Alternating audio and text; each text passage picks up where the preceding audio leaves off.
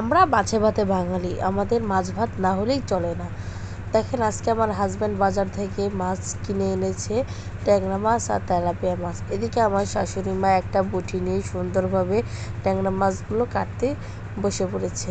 আমিও এদিকে আর একটা পাত্রে মাছগুলো তো রেখে দিয়েছি কাটার জন্য। আমি এখানে তেলাপিয়া মাছগুলো সুন্দরভাবে কেটে নেব। এদিকে আমার শাশুড়ি মা আস্তে আস্তে মাছগুলো সুন্দরভাবে একটা একটা করে কেটে নেবে। সে খুবই তাড়াতাড়ি মাছ কাটতে পারে, এজন্য সে ছোট মাছগুলো নিল এবং আমাকে বললো যে তুমি বড় মাছগুলো কেটে নাও।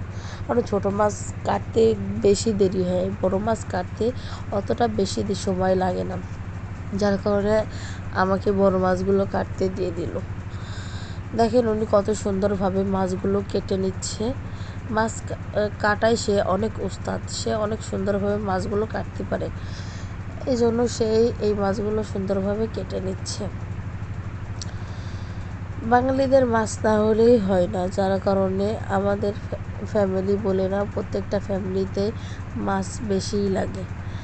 মাছ না হলে ভাত বাঙালির চলেই না, এই জন্য বাঙালির বাজারের মেন আকর্ষণ থাকেই মাছ। এদিকে দেখেন আমি তেলাপিয়া মাছের আঁশগুলো খুব সুন্দরভাবে ছাড়িয়ে নিয়েছি। এখন একটা একটা করে মাছগুলো সুন্দরভাবে কেটে নেব। দেখেন আমি খুবই সুন্দরভাবে সাবলীনভাবে মাছগুলো কেটে নিচ্ছি। মাছ কাটতে আমারও অনেক ভালো লাগে। একটা মেয়ে কখনো বিয়ের আগে সব কাজ পেরে ওঠে না, কিন্তু বিয়ের পরে নিজের পরিবার হয়ে যাওয়ায় সে তখন আস্তে আস্তে সুন্দরভাবে কাজগুলো করতে পারে। দেখেন আমিও এখন সুন্দরভাবে মাছ কাটিং করা শিখে গেছি। সন্ধ্যার দিকে মাছগুলো এনেছে, এই বৃষ্টির ভিতরে বসে বসে আমরা সুন্দরভাবে মাছগুলো কেটে নিচ্ছি। মাছগুলো আমাদের কাটা হয়ে গেছে। এদিকে দেখেন আমি তেলাপিয়া মাছগুলো খুব সুন্দরভাবে কেটে নিয়েছি। আমার মাছগুলো কাটা শেষ, আমার শাশুড়ি মাও ট্যাংরা মাছগুলো কেটে নিয়েছে। এটা আমরা এখন ধুয়ে পরিষ্কার করে নেব।